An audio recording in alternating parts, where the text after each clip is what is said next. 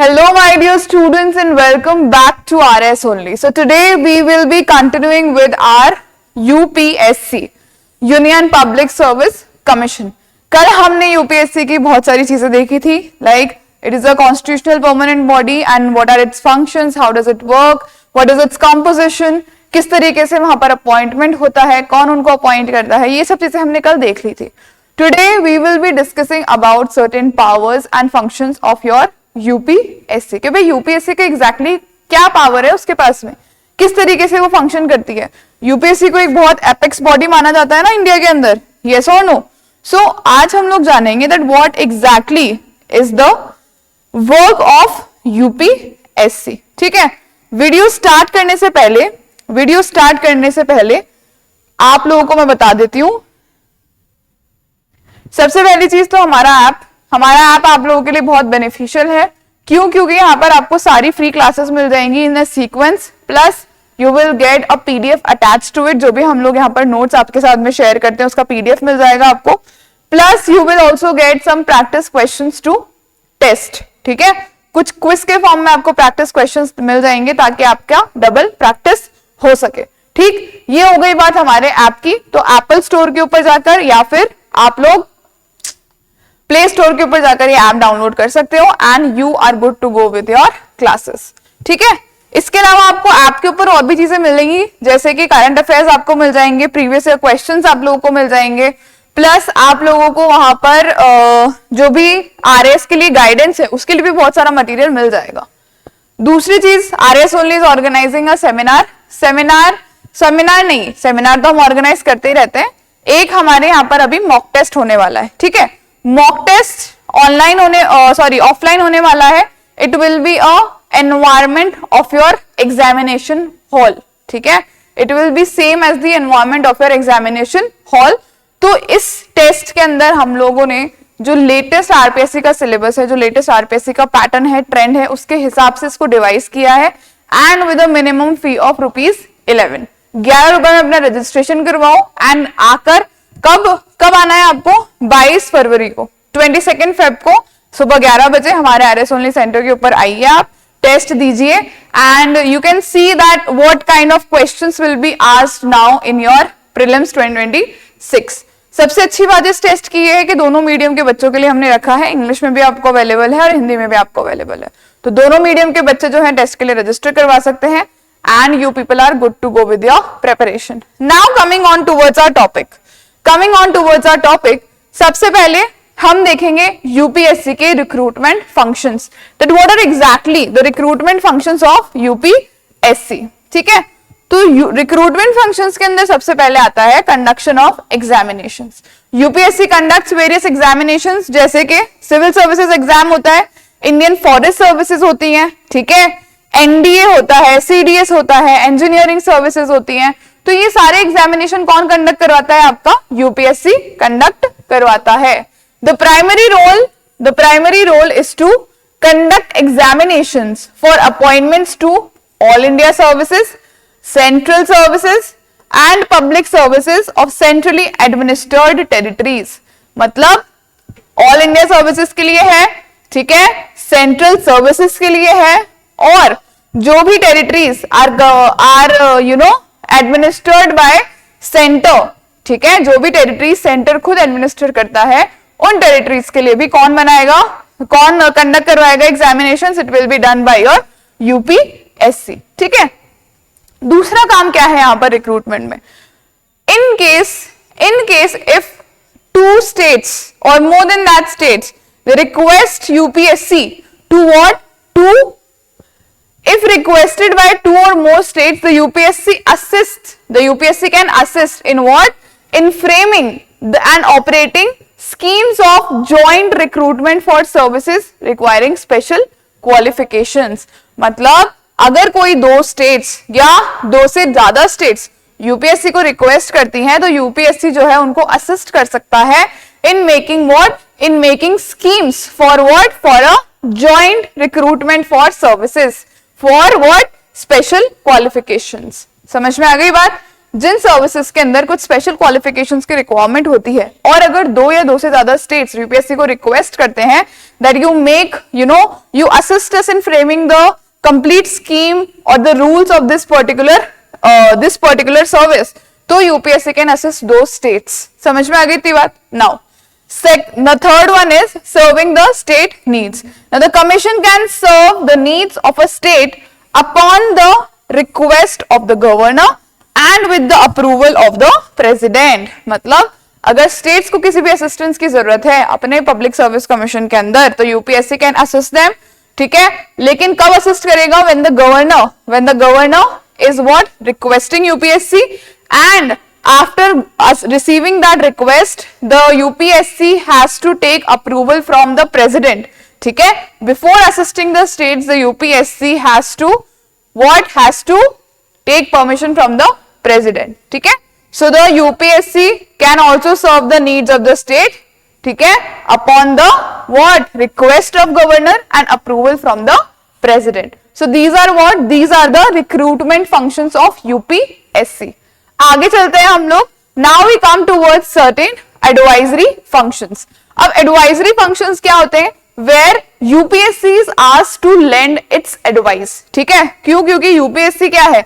UPSC एक recruitment body है, it is a central agency of recruitment and it has a vast knowledge about this particular field, right. So UPSC से कई बार जो है क्या मांगी जाती है? एडवाइस मांगी जाती है। किन मैटर्स के अंदर?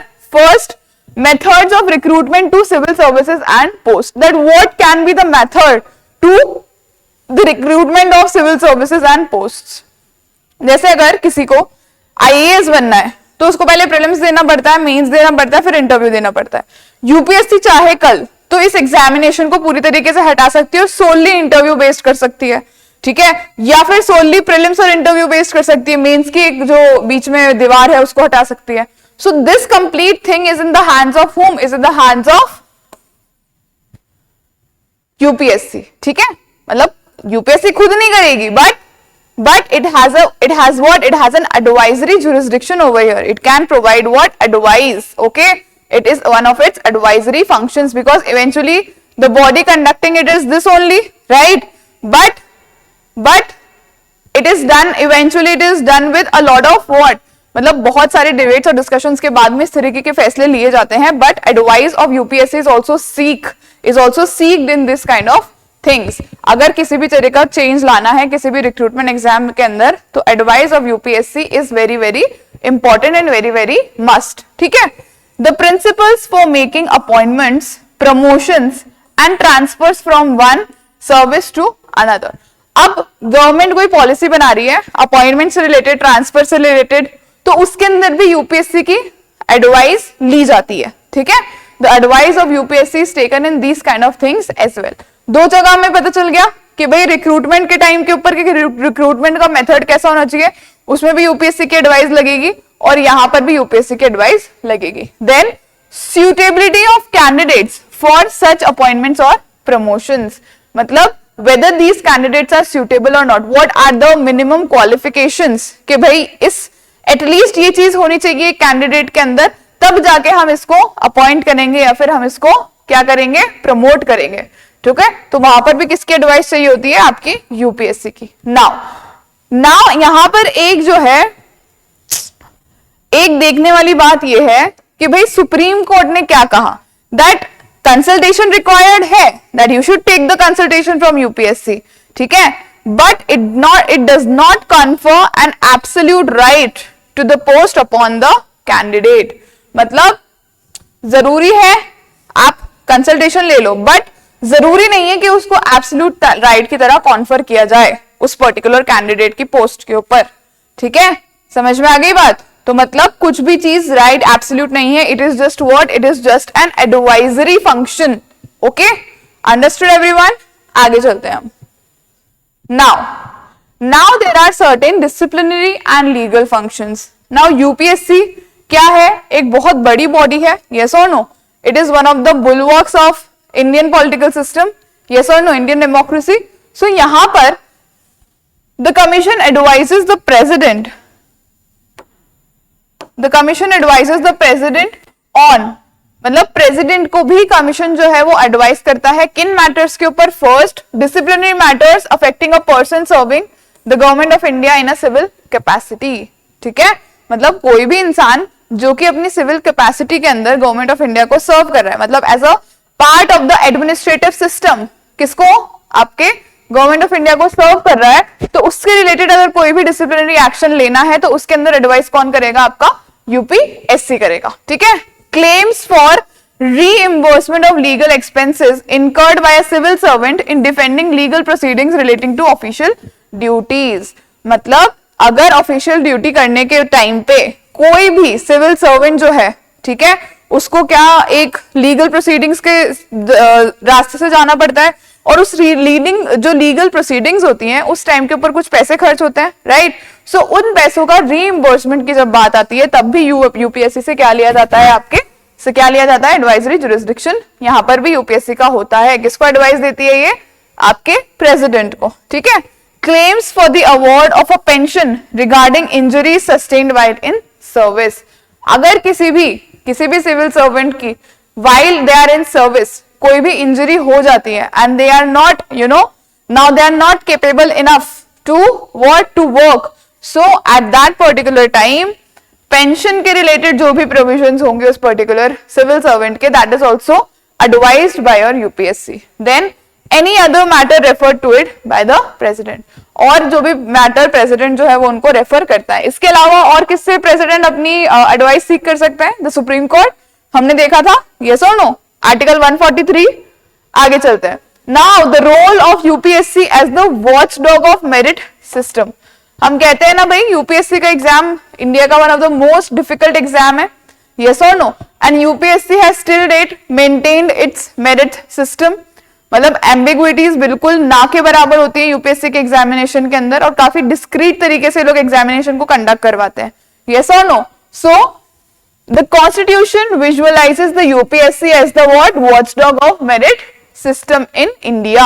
ठीक है, यूपीएससी को क्या बोला गया है? The watchdog of merit system in India. Now अब यहां पर इसका स्कोप क्या है? It is only concern with recruitment. ठीक है, रिक्रूटमेंट के बाद में क्या ट्रेनिंग होगी, क्या कैडर होगा, that is not the concern of UPSC. ठीक है, तो इसको हम स्कोप भी कह सकते हैं और इसको हम लिमिटेशन भी कह सकते हैं। Okay, so UPSC it is only concern with recruitment and advising on promotions, disciplinary actions, but is not concerned with classification of services, pay scales, cadre management और training। ये सब चीजें कौन करता है आपका? कल हमने डिस्कस भी किया था, आपका DOPT, yes or no? Department of Personnel and Training, yes. While UPSC is the central recruiting agency, the Department of Personnel and Training is the central personnel agency, जो कि आपके जितनी भी ये चीजें ना, कैडर मैनेजमेंट हो गया आपका, ट्रेनिंग हो गई आपकी, ठीक है, आपकी क्लासिफिकेशन ऑफ सर्विसेज हो गई, ये सब कौन देखता है आपका? It is done by your DOPT। इस चीज के अंदर आपको कंफ्यूज नहीं होना है बिल्कुल भी। ठीक है, कॉन्फ्लिक्टिंग अगर एडवाइस, अब देखो यूपीएससी क्या है? It is a independent constitutional body for recruitment, और एक आती है आपकी central vigilance commission, CVC. CVC क्या करती है? एक तरीके से सब चीजों को मॉनिटर करती है, राइट? अब अगर यूपीएससी और सीवीसी की किसी भी बात के ऊपर कोई कॉन्फ्लिक्ट आ जाता है तो किसकी बात मानी जाएगी? यूपीएससी की बात मानी जाएगी। ठीक है, यूपीएससी की जो बात है वो it has an edge over the advice of the CVC. समझ में आ गई इतनी सी बात आप लोगों को? So this was all about the role of UPSC as the watchdog of merit system. Now we come to certain functional certain functional limitations. There are certain limitations to the organization. अब UPSC की advice किन किन चीजों के ऊपर नहीं मांगी जाती है? ठीक है, it is not consulted on the following things. First is making reservations for any backward class of citizens. जब भी रिजर्वेशन की बात आएगी किसी भी बैकवर्ड क्लास ऑफ सिटीजन्स के लिए, तब यूपीएससी की एडवाइस नहीं मांगी जाएगी। Claims of scheduled caste and scheduled tribes in making appointments, यहां पर भी यूपीएससी की जो है वो बात नहीं मानी जाएगी। देन सिलेक्शन फॉर टेम्पररी और officiating appointments lasting less than 1 year, जब भी कोई टेम्पररी अपॉइंटमेंट्स किया जाएगा for that are lasted less than 1 year, there also the advice of UPSC is not required. Appointments to bulk of group C and group D services, जो भी आपकी bulk services होती है ना ग्रुप सी और group D की, group C मतलब जैसे एलडीसीज हो गए, यूडीसीज हो गए, जो क्लेरिकल वर्कफोर्स होती है हमारे यहाँ पर, ठीक है, जो स्टाफ वर्कफोर्स होती है हमारे यहाँ पर, और ग्रुप डी कौन होते हैं, जैसे पियोन्स हो गए आपके। तो ये बल्क वाली जो वैकेंसीज होती हैं, जो बल्क वाली पोस्ट होती है, इनके ऊपर भी क्या ग्रुप सी और ग्रुप डी के ऊपर भी यूपीएससी की एडवाइस नहीं ली जाती है। Appointments of heads of diplomatic missions, that is ambassadors, high commissioners, तो ये इंडिया के रिप्रेजेंटेटिव्स जाते हैं बाहर, ambassadors, high commissioners, these are also not made on the advice of UPSC. ये कौन डिसाइड करेगा? आपका योर एग्जीक्यूटिव ब्रांच जो है आपकी, मिनिस्ट्री ऑफ एक्सटर्नल अफेयर्स, आपकी होम मिनिस्टर, आपके प्राइम मिनिस्टर, आपके external affairs minister, they are the people who will decide this particular thing. And यहाँ पर भी यूपीएससी का कोई कंसल्टेशन नहीं लिया जाता है, ठीक है, समझ में आ गई थी बात। Now advisory nature and accountability of UPSC, सबसे पहले रिकमेंडेटरी बॉडी है, ठीक है, the recommendations of UPSC are advisory and not binding on the government. जो भी रिकमेंडेशंस यूपीएससी करेगी वो क्या होंगे? वो बच्चों बिल्कुल एडवाइजरी होंगे, और उसके अंदर जो है गवर्नमेंट के ऊपर कोई बाउंडेशन नहीं है कि उसको फॉलो करना ही है, ठीक है। और इसकी एनुअल रिपोर्ट बनकर प्रेसिडेंट के पास में यूपीएससी पेश करती है, ठीक है।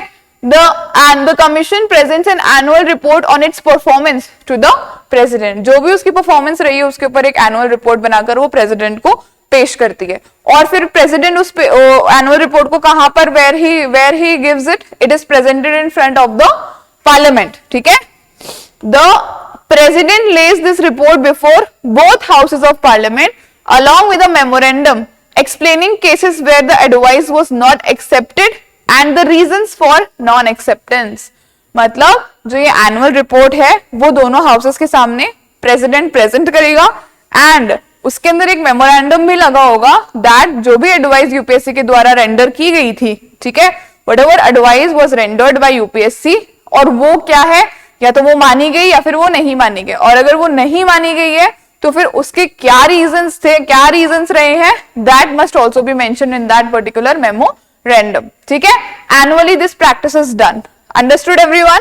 Now extension of jurisdiction, the parliament has the power, the parliament can confer what additional functions to UPSC, या फिर उसका जो एडमिनिस्ट्रेटिव स्कोप है उसको वो क्या कर सकता है, बढ़ा सकता है, ठीक है। The parliament can confer additional functions or extend the jurisdiction of UPSC to any corporate body or public institution। मतलब पार्लियामेंट के पास में पावर है कि वो यूपीएससी का स्कोप जो है वो बढ़ा सकता है। समझ में आ गई तीसरी बात आप लोगों को? So this was the cumulative gist of UPSC. UPSC के बारे में अब आपको मोस्ट ऑफ सारी जो इन्फॉर्मेशन थी वो हो गई है, ठीक है। So this was very important for you people to know, because you never know that when the questions will be asked from you on what particular constitutional bodies. All right, now let us see certain questions related to this particular topic. सबसे पहला question हम लोग देखेंगे, या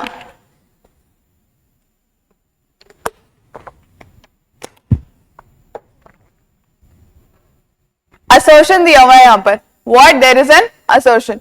The chairman of UPSC cannot take up any further employment under the government after demitting office.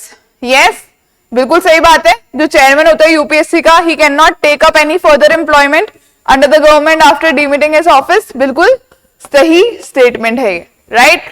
और member जो है वो ले सकते हैं either as the chairman of UPSC or as the chairman of your state public service commissions, but not other than that, right। Reason क्या है इसका? This restriction is intended to safeguard the impartiality of the commission. बिल्कुल सही, the reason is also absolutely correct. Assertion भी correct है और assertion का जो रीजन दिया गया है वो भी करेक्ट है, right. So both A and R true and R is the correct explanation of A, right. आगे चलते हैं हम। Next question is, why is the UPSC described as the watchdog of merit system? It controls training academies, no. It ensures merit based recruitment and promotion, advice, yes. It manages reservations, no.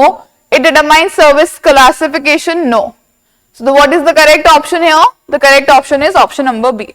Now just because we have read it, ठीक है, हमने ये चीजें पढ़ ली हैं, इसलिए हमें question बहुत इजी लग रहा है. For example, you would not have read UPSC in that depth and मतलब आप लोग एग्जाम में बैठते हो, इस तरह का क्वेश्चन आता तो you must have been confused, right? Because training academies, ठीक है, ये भी हो सकता है यूपीएससी का फंक्शन. मैनेजेस रिजर्वेशंस, ये भी हो सकता है भाई. डिटरमाइन सर्विस क्लासिफिकेशन, ये तो हो ही सकता है बिल्कुल ही, right? So these kind of questions are what trick questions which are presented in front of you. आगे चलते हैं हम. UPSC is not required to be consulted in which of the following cases? Promotion of Group A officers. Group A officers के लिए तो चाहिए ना. Group कौन से के लिए नहीं चाहिए? C और D के लिए नहीं चाहिए. Disciplinary action against a civil servant, yes, यहाँ पर भी एडवाइस चाहिए. Reservation policy for backward classes, यहाँ पर नहीं चाहिए. Recruitment to all India services, yes, यहाँ पर भी चाहिए. तो कहाँ पर नहीं चाहिए UPSC का एडवाइस हमें? For the reservation policy of any backward classes. ठीक है, आगे चलते हैं. Which of the following statements is incorrect? UPSC conducts examinations for all India services, ये तो करेक्ट स्टेटमेंट है. UPSC advises on disciplinary matters, ये भी करेक्ट है. UPSC determines reservation policy, no. UPSC submits an annual report to the president, absolutely correct. अगर यहाँ पर होता UPSC submits an annual report to the parliament, तो क्या ये स्टेटमेंट गलत सही होता? नहीं. तो फिर ये स्टेटमेंट क्या हो जाता? गलत हो जाता. बट अभी क्या है, यहाँ पर प्रेसिडेंट लिखा हुआ है, इसलिए ये स्टेटमेंट सही है. हमारी गलत स्टेटमेंट कौन सी है? Statement number C, that UPSC determines reservation policy. This is a wrong statement. ठीक है. सो आई होप आप लोगों को यूपीएससी का टॉपिक जो है वो पूरा अच्छे से क्लियर हो गया होगा, and that you are now clear with this particular topic. So with this note, today we will be ending today's class and I hope आप लोग ने अपनी prelim specific तैयारी start कर दी होगी. अगर कोई भी doubts हैं आपके मन में, कोई भी queries हैं, so you can just write down in the comment section or you people can fill the Google form which is there in the description box and we are always there to help you people out. तो बस अच्छे से पढ़ते रहो, तैयारी करते रहो and all the very best for your preparation. Thank you so much.